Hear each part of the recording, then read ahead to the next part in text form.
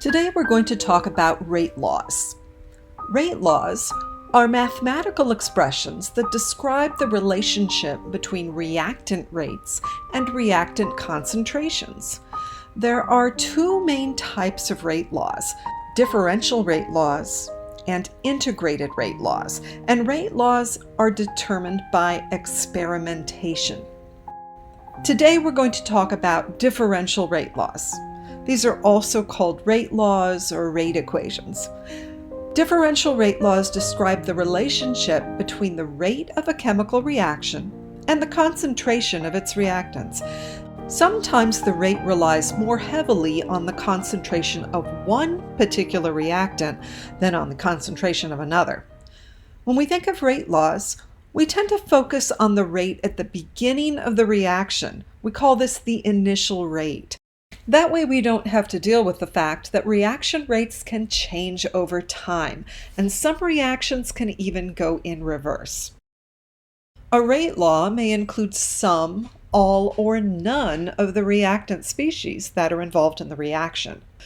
For a reaction such as this one, where little a and little b are coefficients and big A and big B are reactants, differential rate laws are written in the form rate of reaction equals K times the concentration of A to the nth power times the concentration of B to the nth power. You should recall that when a chemical species like A or B is put into brackets, this is referring to the molar concentration, the moles of solute per liter of solution. The K in this equation is the rate constant, and that is specific to the reaction. We'll talk about this more in future lessons. M and N are reaction orders. They can be positive, negative, a fraction, or even zero.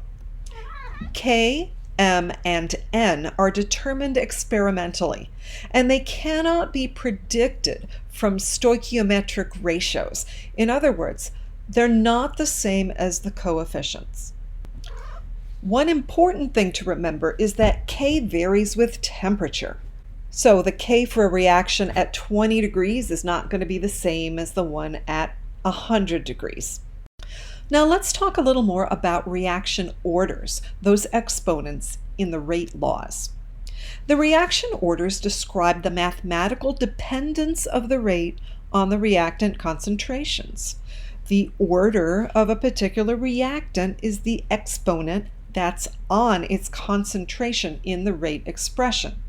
You have to analyze data to figure out what the order is. You cannot tell it from the equation for most reactions. In this rate equation, we say that the reaction is M order with respect to A and N order with respect to B. Let's look at an example. Say our rate law has been experimentally determined to be K times the concentration of A to the first power times the concentration of B to the second power. We would say that the reaction is first order in A and second order in B. The overall reaction order is simply the sum of the orders for each reactant. For the example rate law here, the reaction is third order overall. 1 plus 2 equals 3. Here's another example. Let's say we have the rate law rate equals K times the concentration of hydrogen peroxide. This rate law describes a reaction that is first order in hydrogen peroxide and first order overall. Note that if there is no superscript after the concentration, it's assumed that the order is 1. In this example, the rate law is K times the concentration of C4H6 to the second power, and this describes a reaction that is second order in C4H6 and second order overall. Here's another rate law, where the rate equals K times the concentration of hydrogen ion times the concentration of hydroxide ion.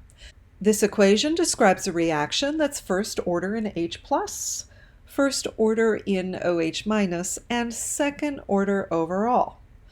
There are several ways we can use the rate law. If we know the concentrations in K, we can use algebra to solve for the rate. If we know the rate and the concentrations, we can use algebra to solve for K.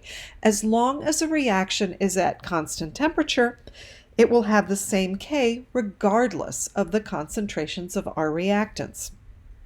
Now let's go the other direction. Let's talk about how to write rate laws if you know the reaction orders. An experiment shows that the reaction of nitrogen dioxide with carbon monoxide is second order in nitrogen dioxide and zero order in carbon monoxide at 100 degrees Celsius. What is the rate law for the reaction? Well, we're given this equation. We know it's second order in nitrogen dioxide, so M is 2, that's our first exponent.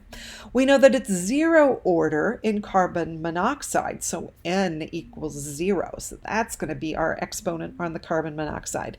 And K is determined by experiment. Our rate law is this. Rate equals K times the concentration of NO2 squared times the concentration of carbon monoxide to the 0 power. And since anything taken to the 0 power is 1, we can simplify it to K times the concentration of nitrogen dioxide squared. The units for the rate constant are going to depend on the order of the reaction. And here's a table showing some of the units that one could get when solving an equation of a certain order. Now, you don't have to memorize these, but you should keep track of your units when you're working your equation to make sure you end up with the right ones. You might be given a question where you're asked to find the units of K for a particular rate law, and we can do this by substituting units into the actual equation. So say we have the first order rate law, rate equals K times the concentration of A. Well, we can rearrange this to solve for K, and then instead of putting numbers in, we put our units in. Since K equals rate over the concentration of A, we know that rate is molar divided by time, and that the units for concentration are molar, so we simplify, and our units for K are seconds to the -1. So let's talk about what the different orders mean. In zero-order reactions, doubling the concentration of a particular species does not affect the reaction rate. So let's take a look at our rate equation. It would be rate equals K times the concentration of A to the 0 power. This simplifies to rate equals K. So even if we double or triple or quadruple the concentration of A, the rate is still going to be K because the concentration doesn't affect the reaction. We say that the rate is independent of the concentration. Now let's look at first order reactions. Here's our rate law. Rate equals K times the concentration of A to the first. Let's say the initial concentration of A equals 1. If we double the concentration, our rate is going to double. If we triple our concentration, the rate is going to triple.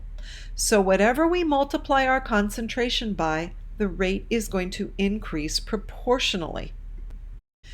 In second order reactions, doubling the concentration of a particular species is going to quadruple the reaction rate, because in our rate law we are taking the concentration to the second power.